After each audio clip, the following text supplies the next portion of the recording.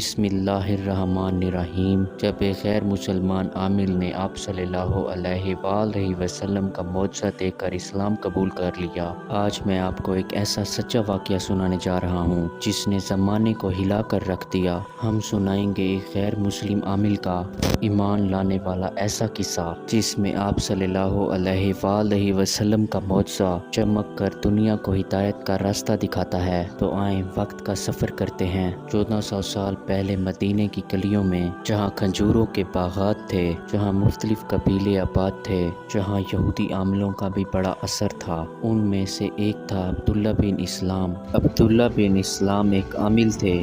ان کا نام پورے مدینے میں عزت سے لیا جاتا تھا۔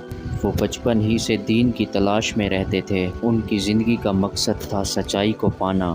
انہوں نے تورات کا گہرا مطالعہ کیا تھا اور وہ جانتے تھے کہ ایک آخری نبی آنے والے ہیں جن کی نشانیاں ان کی کتابوں میں درج ہیں۔ آپ صلی اللہ علیہ وآلہ وسلم کی مدینہ آمد۔ پھر ایک دن مدینہ میں خبر پھیل گئی، مکہ سے ایک نبی ہجرت کر کے مدینے پہنچا ہے۔ ہر آنکھ دیکھنے کے لیے بیتاب تھی۔ عبداللہ بن اسلام نے بھی یہ خبر سنی۔ ان کے دل میں ہلچل مچ گئی۔ انہوں نے کہا، مجھے ضرور جانا چاہیے۔ اگر یہ واقعی نبی ہیں جن کا وعدہ ہماری کتابوں میں ہے تو میں پہچان لوں گا۔ عبداللہ بن اسلام تیزی سے نکلے اور آپ صلی اللہ علیہ وآلہ وسلم کے استقبال کے لیے جا پہنچے۔ جب ان کی آنکھ نے پہلی بار آپ صلی اللہ علیہ وآلہ وسلم کو دیکھا تو ان کے دل کی دنیا بدل گئی۔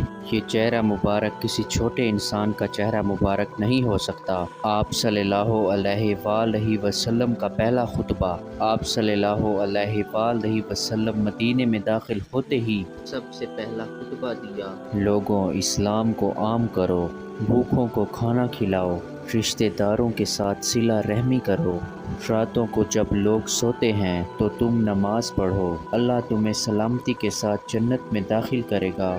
یہ لفظ سیدھے عبداللہ بن اسلام کے دل میں اتر گئے۔ معجزہ دیکھنے کا لمحہ۔ عبداللہ بن اسلام نے آپ صلی اللہ علیہ وآلہ وسلم سے سوالات پوچھنے کا ارادہ کیا۔ وہ چاہتے تھے کہ یقین کامل حاصل ہو۔ انہوں نے پوشیدہ سوالات سوچے، ایسے سوالات جو صرف اللہ کے نبی ہی جان سکتے ہیں۔ انہوں نے آپ صلی اللہ علیہ وآلہ وسلم سے سوال کیا، اے محمد صلی اللہ علیہ وآلہ وسلم، سب سے پہلی علامت جنتیوں کی کیا ہوگی؟ آپ صلی اللہ علیہ وآلہ وسلم نے فرمایا، وہ لوگ جنت میں بغیر حساب کے داخل ہوں گے۔ پھر مزید سوالات پر آپ صلی اللہ علیہ وآلہ وسلم نے ایسے جوابات دیے جو صرف وحی کے ذریعے معلوم ہو سکتے تھے۔ عبداللہ بن اسلام کا دل مطمئن ہو گیا۔ وہیں اسی وقت انہوں نے اعلان کیا، میں گواہی دیتا ہوں کہ آپ صلی اللہ علیہ وآلہ وسلم اللہ تعالیٰ کے سچے رسول ہیں۔ اللہ اکبر۔ مدینے کی فضائیں اللہ اکبر کے نعروں سے گونج اٹھیں۔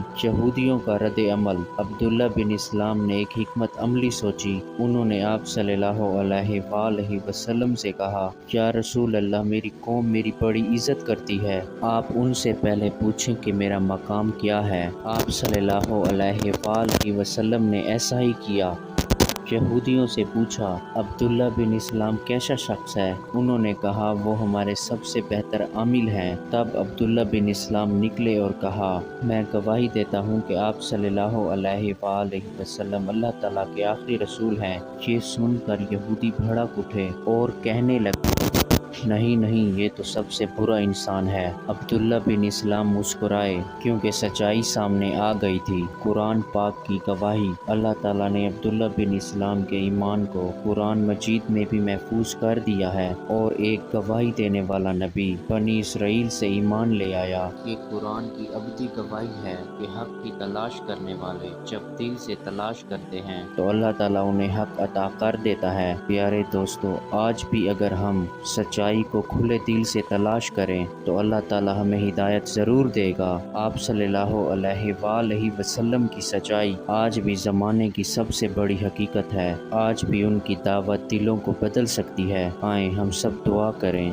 یا اللہ ہمیں سچائی کی پہچان نصیب فرما اور ہمیں آپ صلی اللہ علیہ وآلہ وسلم کی سیرت سے محبت عطا فرما۔